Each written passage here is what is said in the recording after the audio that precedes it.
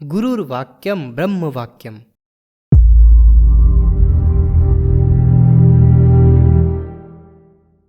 मैं बचपन से ही बहुत तार्किक स्वभाव का था। ज्यादा पूजा पाठ या साधु बाबा आदि के आडंबरों से बहुत दूर रहता था। मुझे समाज निर्माण से जुड़े नैतिक और सामाजिक कार्यों में रुचि थी। मुझे आर्य समाज से जुड़ी हुई कुछ चीजें पसंद थीं, विशेषकर गायत्री मंत्र। 1976 की बात है। उन्हीं दिनों मैं पहली बार इस मिशन से परिचित हुआ। मेरे बड़े भाई के समान श्री मंगल प्रसाद लोहिया जी एक दिन मेरे पास आए और बोले कि आपको सोनी माता जी के यहाँ गायत्री यज्ञ में चलना है। चूंकि मेरी गायत्री मंत्र में श्रद्धा पूर्व से ही थी, मैं सहर्ष तैयार हो गया। मैं सोनी माता जी के यहाँ यज्ञ में पहुंचा। यज्ञ श्री कोलेश्वर तिवारी जी करा रहे थे। मैंने प्रसन्नता पूर्वक यज्ञ किया। यज्ञ के बाद तिवारी जी बोले, अब कुछ दक्षिणा दो। मैं दक्षिणा का अर्थ ठीक से नहीं समझ पाया, तो उन्होंने बताया कि अपने अंदर की कुछ बुराई यज्ञ भगवान की साक्षी में छोड़ दो। मैंने पान, नॉनवेज तथा आलस्य आदि छोड़ दिया और प्रतिदिन गायत्री मंत्र की उपासना करने लगा। लगभग 15 दिन के अंदर ही मुझे हरिद्वार जाने की प्रेरणा हुई। संयोग से मंगल जी शांतिकुंज जा रहे थे, मैं भी उनके साथ हो लिया। ट्रेन से सुबह ही पहुंच गया था। स्नान आदि के बाद मैं गुरु जी के प्रवचन में पहुंच गया।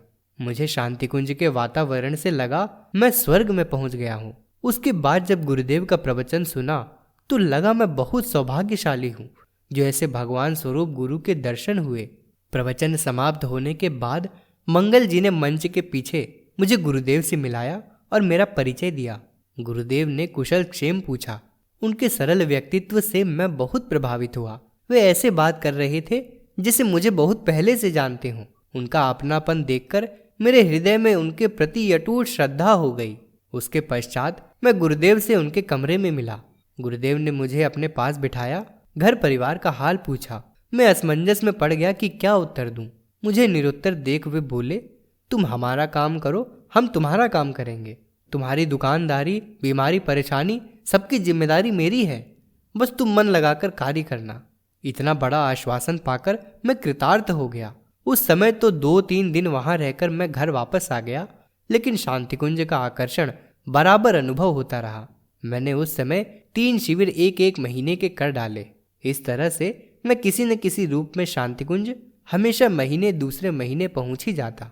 सन 1986 की घटना है। मुझे हार्ट में कुछ परेशानी मालूम पड़ने लगी। इधर उधर कुछ दिखाया लेकिन आराम नहीं मिला। मेरे मित्र अरविंद निगम जी को इस बात का पता चला। वे तुरंत मुझे लखनऊ मेडिकल कॉलेज लेकर गए। वहां डॉक्टरों ने बताया कि हार्ट में प्रॉब्लम है। चूंकि इसमें दवा काम नहीं करेगी, इसलिए एक छोटा सा ऑपरेशन करेंगे। ऑपरेशन का खर्च लगभग 70,000 रुपये बताया गया। खर्च की राशि सुनते ही जैसे लगा कि पैरों के तले की धरती ही खिसक गई। मेरे पास 5,000 रुपये भी नहीं है। 70,000 कहाँ से लाऊंगा। मैं घर वापस चला गया। मैं मानसिक रूप से बहुत परेशान था। मेरी इतनी बड़ी हैसियत भी नहीं थी कि उधार लेकर ऑपरेशन कराता। वापस करता भी तो कैसे, यह मेरे लिए उस समय असंभव ही था। मुझे कुछ भी समझ नहीं आ रहा था। अचानक मुझे गुरुदेव के वे शब्द याद आए कि बेटा, तुम हमारा काम करो, हम तुम्हारा काम करेंगे। तुरंत मैंने हरिद्वार जाने की व्यवस्था बनाई। शांतिकुंज पहुंचकर डॉक्टर प्रणव पंड्या जी भाई साहब को अपनी रिपोर्ट दिखाई। दवा आदि का पर्चा भी दिखाया। डॉक्टर साहब भी बोले, स्थिति तो ऑपरेशन की ही बन रही है। फिर मैं गुरुदेव के पास गया, उनसे सारी बातें बताईं, रिपोर्ट और सारे पर्चे भी दिखाए। गुरुदेव बोले, तुम्हें कुछ नहीं होगा, तुम्हें कोई बीमारी नहीं है, जाओ मन लगाकर काम करो, खूब साइकिल चलाना, तुम्हें कुछ नहीं होगा। कहते हैं गुरु का वाक्य ब्रह्म वाक्य होता है। गुरुदेव का वह वाक्य सचमुच मेरे लिए ब्रह्म वाक्य बन गया। मैं आज तक पूरी तरह स्वस्थ हूँ। मुझे किसी प्रकार की कोई परेशानी नहीं है। गुरुदेव की कृपा से मेरा जीवन संकट बड़ी आसानी से टल गया। मैं उस परम सत्ता का बहुत ऋणी हूँ जिन्होंने मुझ अकिंचन पर अहेतुक कृपा की। मैं आज भी तन मन से गुरु कार्य में संलग्न हूँ।